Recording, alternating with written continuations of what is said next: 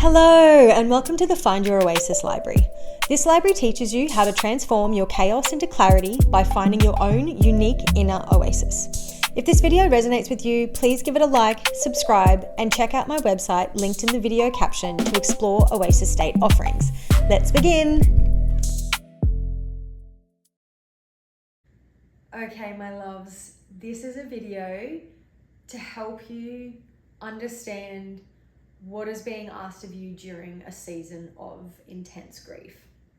And at the time I'm recording this,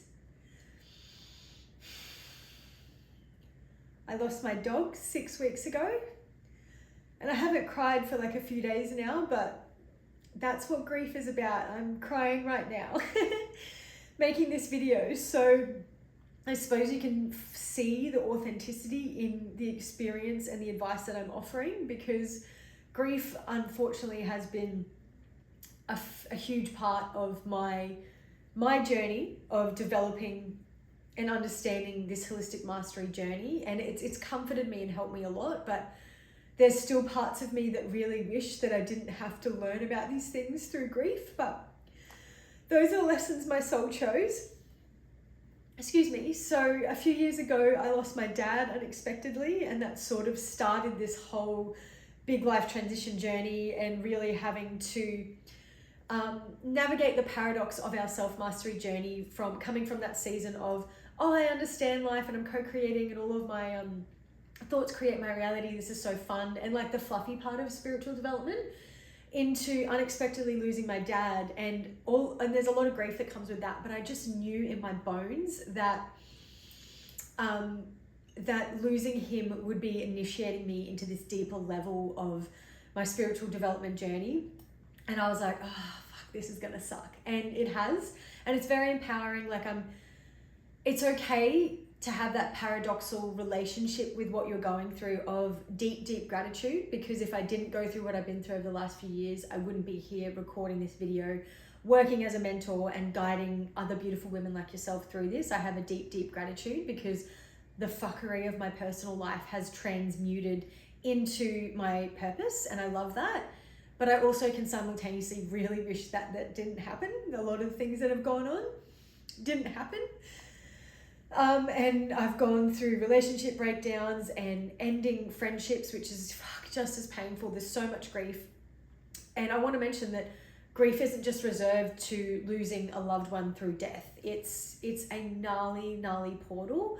And you're going to be okay. Like I said, it's okay to have that paradoxical relationship with grief of, I see the value in it and I love the woman that I am, because I have alchemized, the processes and experience of death into medicine, pain into power. And that's a very strong alchemy process. But it's a lot. And it's sort of that losing my dad initiated me into, like I said, that deeper paradoxical relationship with the spiritual journey. And then 6 weeks ago, I unexpectedly lost, if you're going through a grief process, you know that it just rears its head when it feels like it. And I've actually had a really good few days. That's why I'm sitting down recording this, but I suppose talking about grief is going to bring up grief. But I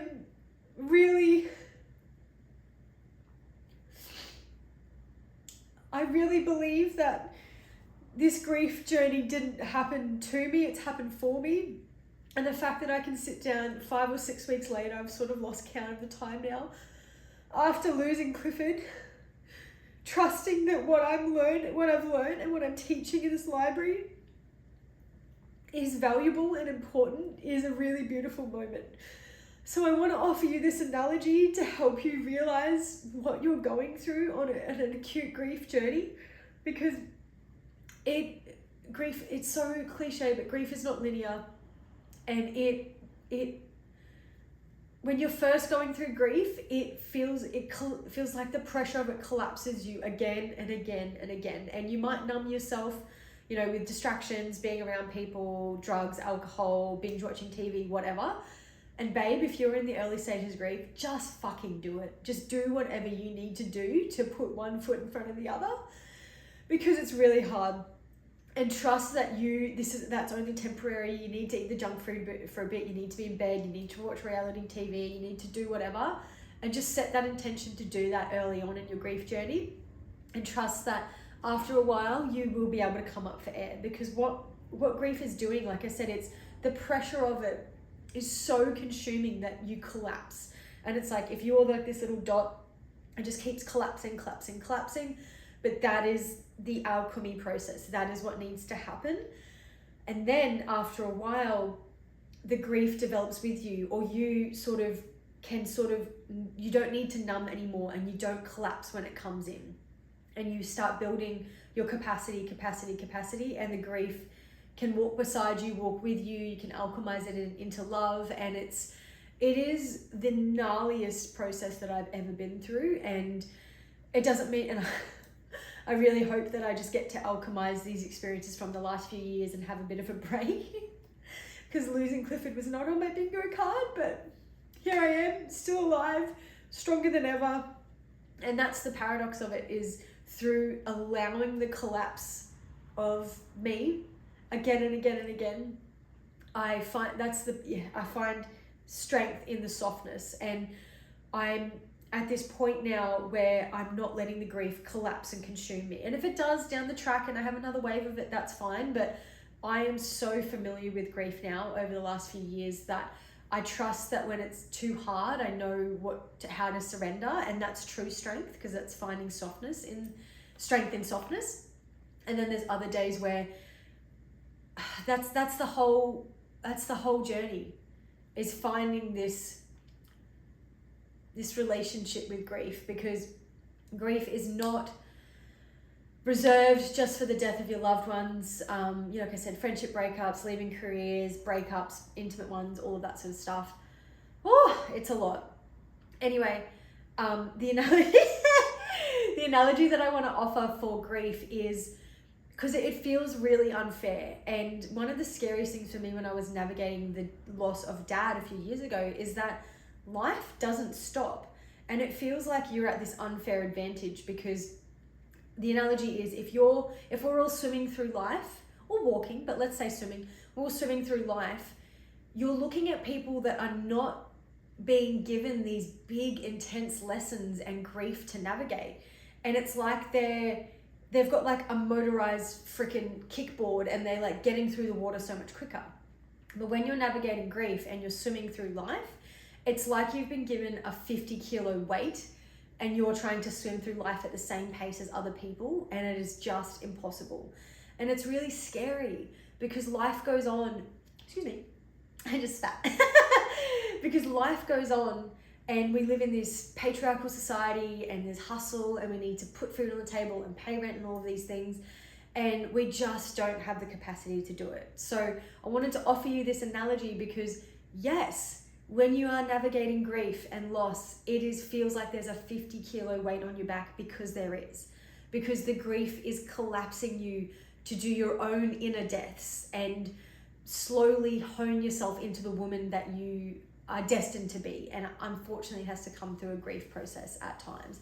So yes, it feels unfair, and it is unfair, but we can't compare ourselves to what other people are going through when they're in these seasons of like these inner summers where they're kicking all these goals and they've got supportive people around them and all of that. Like, we just have to sit in that grief and know that the 50-kilo weight, we will be able to take it off our back soon enough.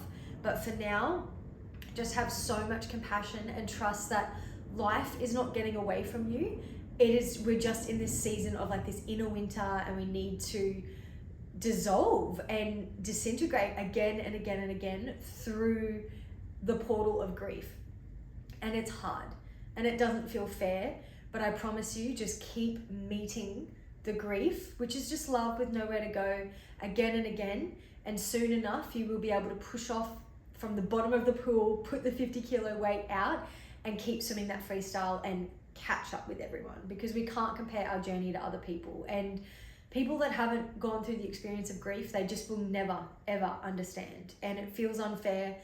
Embrace that it feels unfair, but trust that unfortunately it is happening for you, not to you, and you will come out the other side of this. I promise you, and I love you, and keep coming back to all of these lessons in the Find Your Oasis Library, and it will help you move out of the squishy, inner chrysalis that is grief, and you will be able to become the beautiful butterfly that you are destined to be. And I love you so much. I love you, I love you, I love you.